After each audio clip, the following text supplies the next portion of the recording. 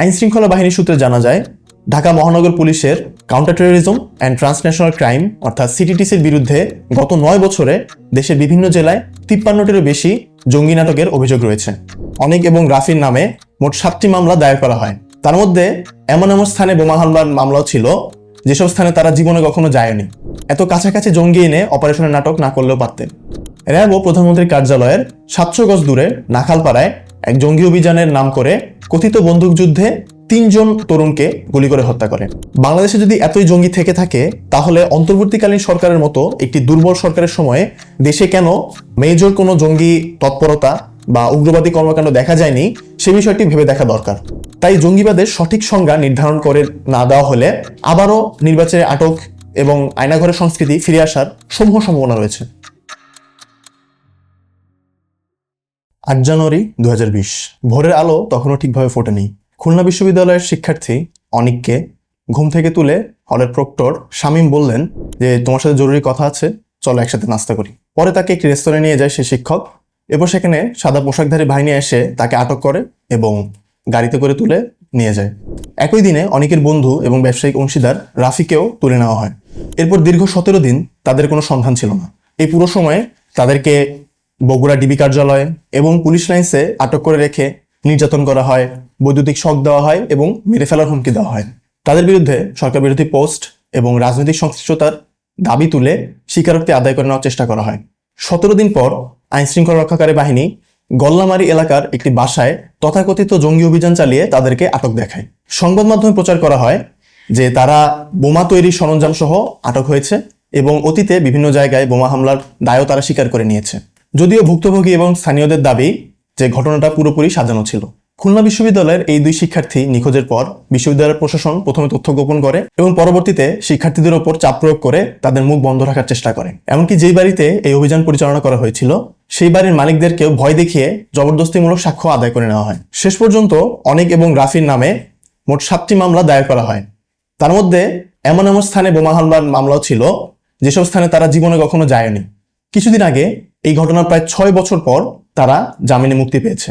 হাসিনা শাহীর দীর্ঘ 17 বছরের শাসনামলে এমন ঘটনার নজির অহরহ।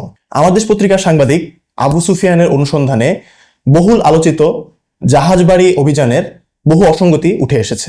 পুলিশের দাবি ছিল যে তথাকথিত জঙ্গিরা সারা রাত ধরে তাদের উপর গুলি চালিয়েছে এবং মোট 11টি গ্রেনেড নিক্ষেপ করেছে। অথচ গ্রেনেড হামলার কোনো ক্ষয়ক্ষতি অথবা বিস্ফোরিত গ্রেনেডের কোনো অংশ সেখানে পাওয়া যায়নি। মাত্র 4টি রিভলভার দিয়ে সারা রাত ধরে গুলি চালানোর দাবিও অবিশ্বাস্য। সবচেয়ে গুরুত্বপূর্ণ বিষয় হলো যে ময়নাতদন্তে দেখা গিয়েছে নিহত 9 জনেরই গুলি লেগেছিল শরীরের পেছন দিক থেকে, যা পুলিশের দাবির সাথে সরাসরি সাংঘর্ষিক। আয়নাঘরের সাবেক বন্দী সেলিম হোসেন জানান যে এই অভিযানের আগেই ডিবি অফিস থেকে কালো পাঞ্জাবি পরা এবং চোখ বেঁধে রাখা কিছু যুবকদেরকে তিনি নিয়ে যেতে দেখেছেন। তিনি আরো দাবি করেন যে হলি আর্টিজান হামলার মাস্টারমাইন্ড মারজানকে তিনি 2016 সালেই আয়নাঘরে আটক অবস্থায় দেখেছেন। হলি আর্টিজান মামলার অভিযুক্ত রাশেদকে জাহাজবাড়ি হামলায় অস্ত্র সরবরাহের জন্য অভিযুক্ত করা হয়, যাকে 2024 সালের 5ই আগস্ট কাশিমপুর কারাগারে গুলি করে হত্যা করা হয়। হলি আর্টিজান হামলার পর ডক্টর জাকির নায়েকের পিস টিভি সম্প্রচার বন্ধ করে দেওয়া হয়। কারণ হিসেবে দেখানো হয় যে হামলাকারী 2-1 জন সোশ্যাল মিডিয়ায় ডক্টর জাকির নায়েককে ফলো করতেন এবং তার কিছু ভিডিও শেয়ার করেছিলেন। পুলিশের সাবেক আইজিপি AKM শহীদুল হক অবসরে যাওয়ার পরে পুলিশ জীবনের স্মৃতি নামে একটি বই লেখেন।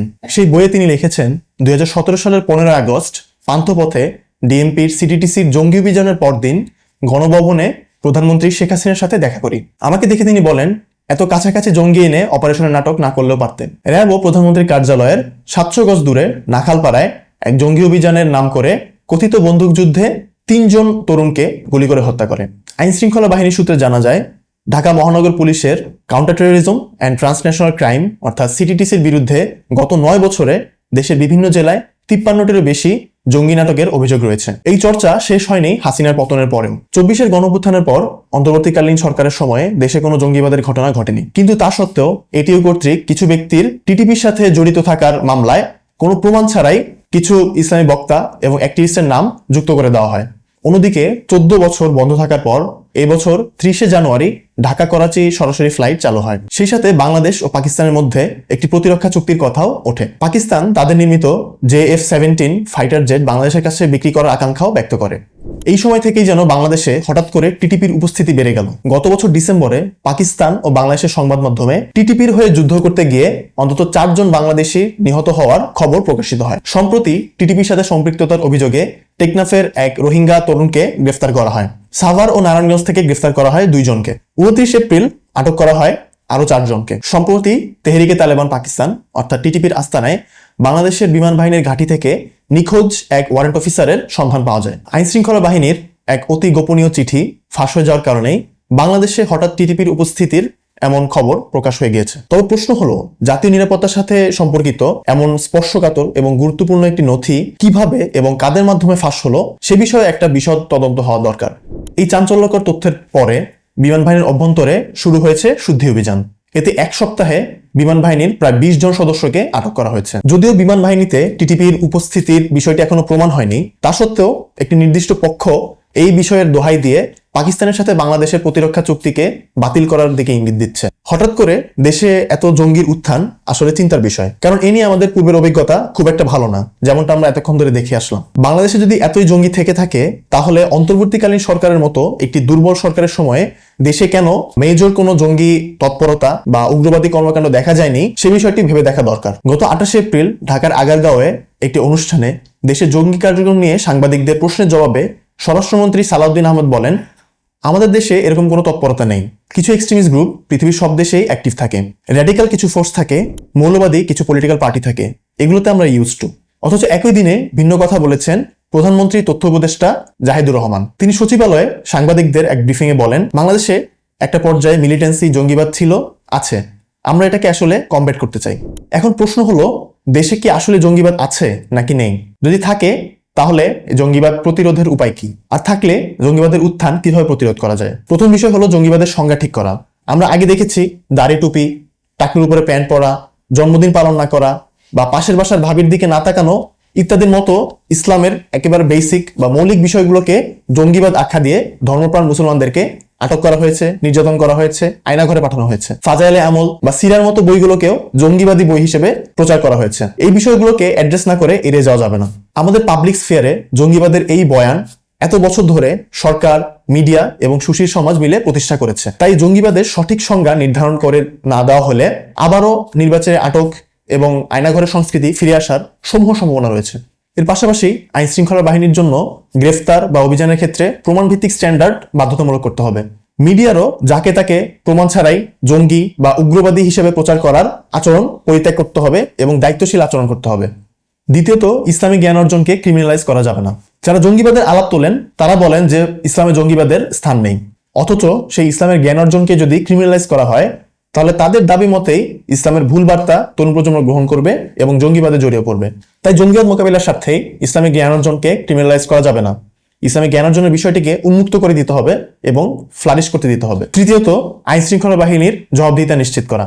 মিথ্যা জঙ্গি মামলা, গুম, খুন ইত্যাদির মতো বিষয়গুলো যখন বিনা জবাবদিহিতায় এবং বিনা বিচারে পার পেয়ে যায়, তখন সরকারের প্রতি জনগণের আস্থা কমে। সরকারের প্রতি এই আস্থাহীনতাই উগ্রবাদের সবচেয়ে বড় নিয়ামক। এখানে আরেকটি বিষয় হলো, নির্দিষ্ট ধরনের কোনো চিন্তা, কাজ ও কথাকে ক্রিমিনালাইজ করা যাবে না। যদি কোনো চিন্তাকে আপত্তিকর মনে করা হয় তাহলে সেটিকে আলোচনার ময়দানে রেখে যুক্তি এবং বয়ানের মাধ্যমে পরাজিত করার রাস্তা খোলা রাখতে হবে। এটাই বাকস্বাধীনতার মূলনীতি। চিন্তার ময়দানে পরাজিত না করে ক্রিমিনালাইজ করা হলে তাদের প্রতি সহানুভূতি তৈরি করা হয় এবং এর ফলে গোপন অ্যাক্টিভিটির প্রতি তরুণদের আকর্ষণ বৃদ্ধি পায়। সেই চিন্তার মানুষরাও এটিকে কলমের পরাজয় বলে চিহ্নিত করতে পারেন।